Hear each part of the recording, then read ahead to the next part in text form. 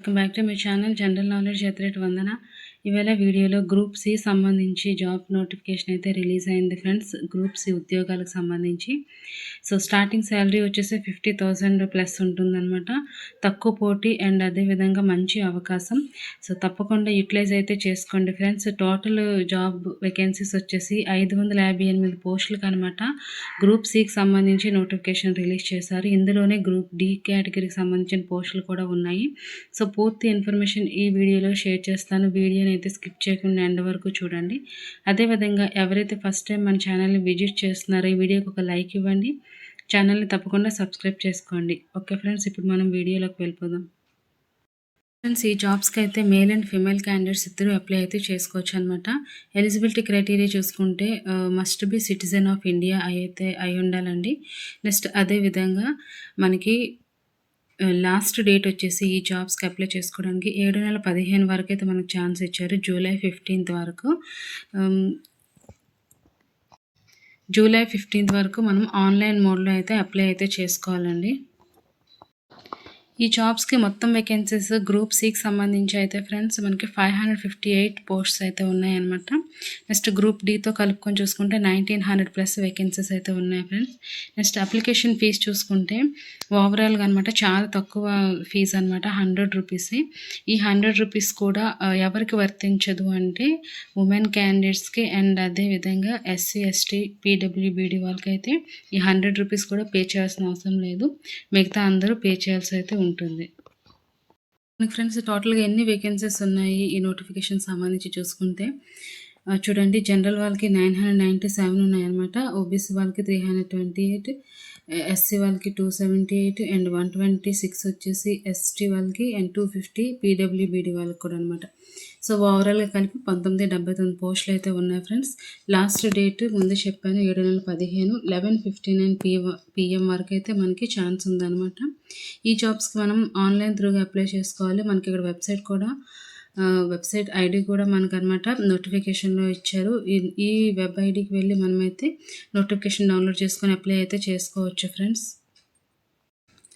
ఈ నోటిఫికేషన్ ద్వారా అయితే ఫ్రెండ్స్ విద్యాశాఖ సంబంధించి అదేవిధంగా ఐటీ వాళ్ళు, నెక్స్ట్ ఏంటంటే ఫోరెన్సిక్ ల్యాబొరేటరీకి సంబంధించి ఫోరెన్సిక్ సైన్స్ ల్యాబొరేటరీకి సంబంధించిన వాళ్ళు అందరూ అనమాట కొన్ని డిపార్ట్మెంట్స్ అనమాట ఈ నోటిఫికేషన్ త్రూగా అనమాట జాబ్ వేకెన్సీస్ని అయితే అనౌన్స్ అయితే చేయడం అయితే జరిగింది ఫ్రెండ్స్.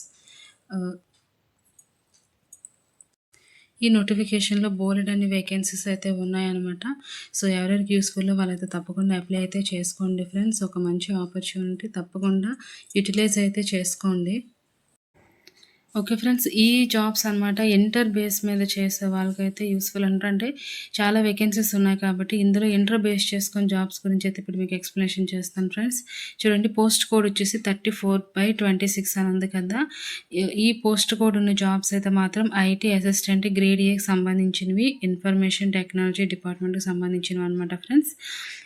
ఈ జాబ్స్ అనమాట టోటల్గా 125 వేకెన్సీస్ ఉన్నాయన్నమాట. UR, OBC, SC, ST, EWS వాళ్ళు ఎవరైనా అప్లై అయితే చేసుకోవచ్చు అనమాట ఫ్రెండ్స్.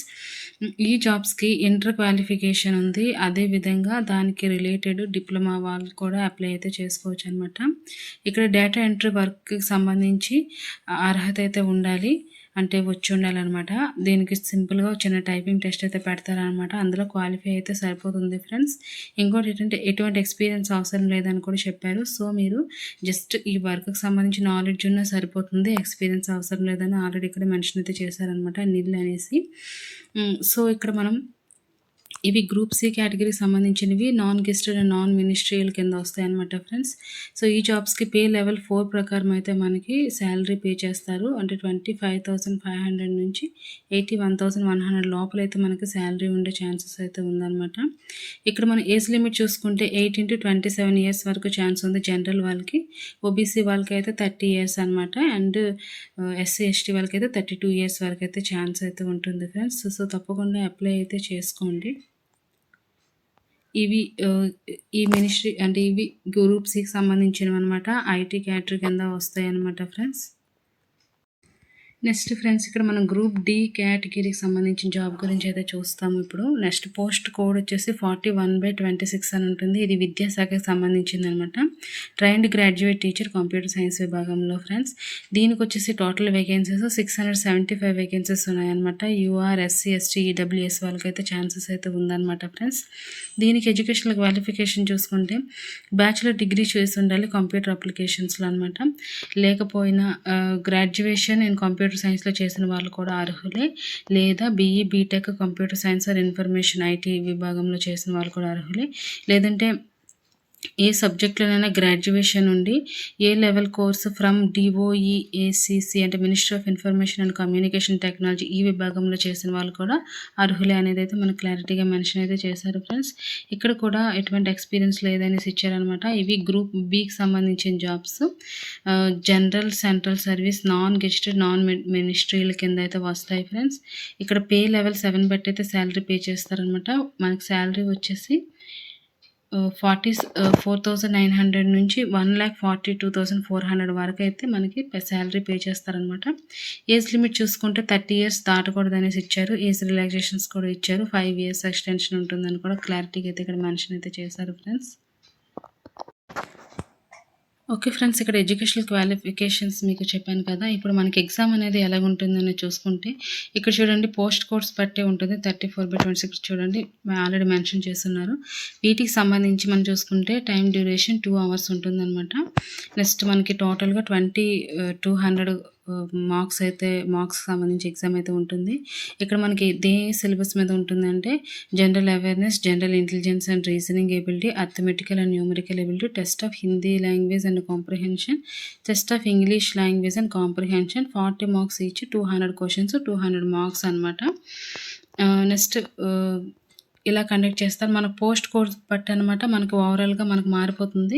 బట్ అన్నీ సెక్షన్ ఏ అనేది ఒకలాగే ఉంటుంది.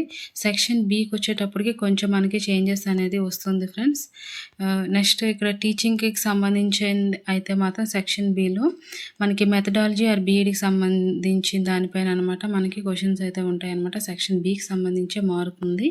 మిగతా సెక్షన్ ఏ అనేది అన్ని కోర్స్కి ఒకేలాగే ఉంటుంది అనమాట ఫ్రెండ్స్. ఇక్కడ కూడా మనం బాగా అబ్జర్వ్ చేయాల్సింది ఏంటంటే రాంగ్ ఆన్సర్కి ఇక్కడ కూడా మనకి అంటే నెగిటివ్ మార్కింగ్ విధానం ఉంటుందన్నమాట. ఎవ్రీ 1 రాంగ్ ఆన్సర్కి 0.25 మార్క్స్ అయితే డిడక్ట్ అయిపోతాయి ఫ్రెండ్స్.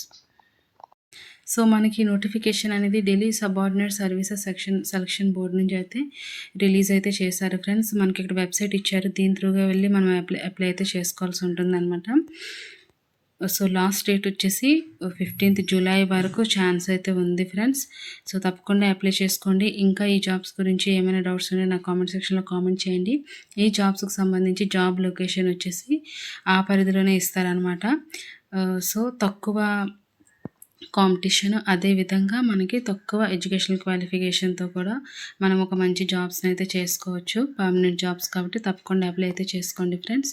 వీడియో నచ్చితే తప్పకుండా లైక్ చేయండి, షేర్ చేయండి, ఛానల్ని తప్పకుండా సబ్స్క్రైబ్ చేసుకోండి. Thank you friends, have a nice day.